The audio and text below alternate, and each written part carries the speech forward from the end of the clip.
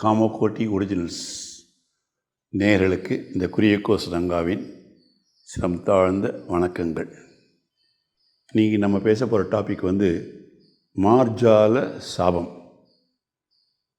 எனக்கு முதல்ல புரியல, அது என்னங்கிறத வரும்போது சொல்கிறேன். மகாபெரிவா மடத்தில் பெரிய கியூ நின்றுருந்து தரிசனம் பண்ணுறதுக்காக. அதில் ஒரு யங் கப்புள் ஒரு குழந்தைய வச்சுட்டு இருந்தான். சின்ன குழந்தை, கை குழந்தை, ஒரு வயசு 1.5 வயசு இருக்கும். அவ்வளோ அழகாக இருந்தது பார்க்குறதுக்கு. எல்லோரும் வந்தவாள் பார்க்காதவளே கிடையாது அந்த குழந்தைய. அப்படி பார்த்துட்டு இருந்தா. ஆனால் அந்த குழந்தைகிட்ட எந்த விதமான அசைவே இல்லை. ஒரு சின்னங்களோ மொனகளோ அதுவோ இதுவோ ஒன்றுமே இல்லை. ஒன்றுமே புரியல. சில பேர் நினச்சா குழந்தை தூங்கிட்டு இருக்கா போல இருக்குது அப்படின்னு பார்த்தா குழந்தை மூச்சுன்னு தான் இருக்குது. ஆனால் எந்த விதமான அசைவே இல்லை. அப்படியே பார்த்தா எல்லோரும் என்னென்னு புரியல, அந்த குழந்தைக்கு தான் அந்த ப்ராப்ளம் போல இருக்குது, அதான் பெரியவாளை பார்க்க வந்திருக்கா அப்படிங்கிறது ஓரளவு ஊகிச்சுண்டா. அவளும் கிட்டத்தட்ட பெரியவா பக்கத்தில் வந்தோன்னே அந்த குழந்தைய பெரியவா காலடியில் விட்டுட்டு, என்ன அது எந்த விதமான அசைவே ஒன்றும் இல்லாமல் அப்படியே இருந்தது. பெரியவாளும் அதை பார்த்தா. ஆனால் இவா அழ ஆரம்பித்தா பாருங்கோ. கேவி கேவி கேவிக்கு அழ ஆரம்பித்தா. பெரியவா பிறந்ததுலேருந்து இந்த குழந்தைக்கு அசைவு இல்லை, ஒன்றுமே இல்லை. அது பார்க்க தெரியுதா, அதுக்கு நம்ம பேசுறது காதில் விழுதா, எதுவுமே தெரியல. பெரியவா எங்களுக்கு என்ன வழி பண்ணுறது இல்லை. டாக்டர்லாம் ஒன்றும் சொல்ல மாட்டேங்கிறா, தெரியலைங்கிறா. நீங்கள் தான் ஏதாவது பண்ணணும் அப்படின்னா பெரியவா அப்படியே பார்த்தா.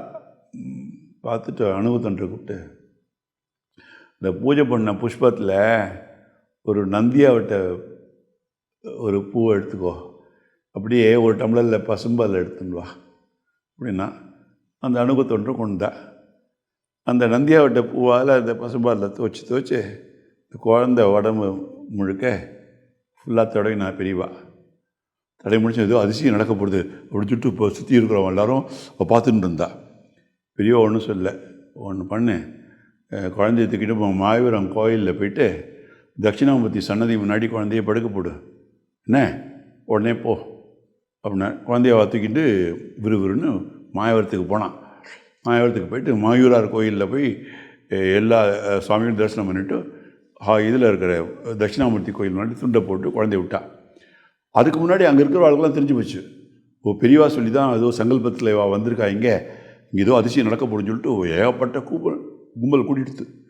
டைம் போயிட்டே இருந்தது. மத்தியான டைம் ஆகிடுது. மத்தியான டயத்தில் நட சாத்திடுவா. நட சாத்திட்டா அதுக்கப்புறம் வெளியில் போகணும், திருப்பி உள்ளே விட மாட்டா. ஸோ அந்த டென்ஷன் வேறு இவாளுக்கு, அப்பா அம்மாவுக்கு. பார்த்துட்டே இருந்தா, என்ன பண்ணுறதுன்னு தெரியல, இப்படி பார்த்துட்டு இருந்தா. என்ன அந்த நேரம் பார்த்து யார் இருப்பார் டேட்டில் ஒரு பூனை ஒன்று வந்தது. அங்கேருந்து பாஞ்சு வந்தவுடனே என்ன பண்ணுறதுன்னு தெரியல. அந்த பூனை வந்தவுடனே பூனை குழந்தைகிட்ட வந்தது. அது அந்த குழந்தை பிராணியிட போகிறது அதுன்னு சொல்லிட்டு பயத்தில் விரட்டணும்னு நினச்சா கூட ஏதோ சக்தினால, மந்திர சக்தினால் அப்படியே வாய்மொழின்னு இருந்தா. அந்த பூனையும் கிட்ட வந்தது. இவாளுக்கு என்ன பண்ணுறதுன்னு தெரியல. பார்த்தா அந்த பூனை அந்த குழந்தை நாக்கால் அந்த குழந்தை உடம்பு ஃபுல்லாக நக்கிட்டு டக்குன்னு ஓடி போயிடுது. அப்போ தான் அதிசயம் நடந்தது. அது வரைக்கும் அசைவே இல்லாத அந்த குழந்தை கைக்கு எல்லாம் அசைய ஆரம்பிச்சிது, பிறண்டு படுக்க ஆரம்பிச்சிது. இவன் அம்மாவுக்கு ஆச்சரியம். அப்படி பார்த்து கண்ணு நம்புறது உண்மையாக நடக்கிறது. அதில் அப்படி வந்துட்டு கிட்ட பார்த்தா அது திரும்பி அம்மா பார்த்து மழையில் வேற அப்படி கண்ணு தாரதாரியாக வருது. என்ன அப்படி என்ன பிடிச்சது. அப்போ தான் பேசினான். ஓ, இதான் பெரியவா அதை அமைச்சிருக்கா. குழந்தைக்கு மார்ஜாலம் இருந்திருக்கு போல இருக்கு, சாபம்.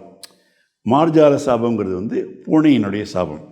அதாவது சந்ததியில் யாராவது அவள் சந்ததியில் இந்த பூனையை கொண்டிருந்தாலோ அல்ல அவள் சொந்தக்கார யாராவது கொண்டிருந்தாலோ அவனுடைய சாபம் இந்த மாதிரி ஆகிடுமா.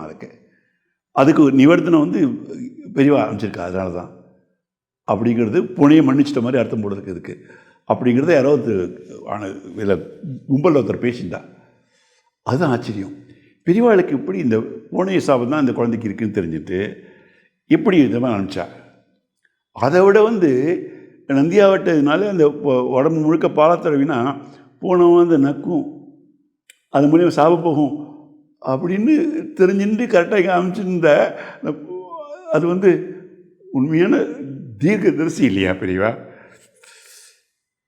மகா பெரியவா சரணம்.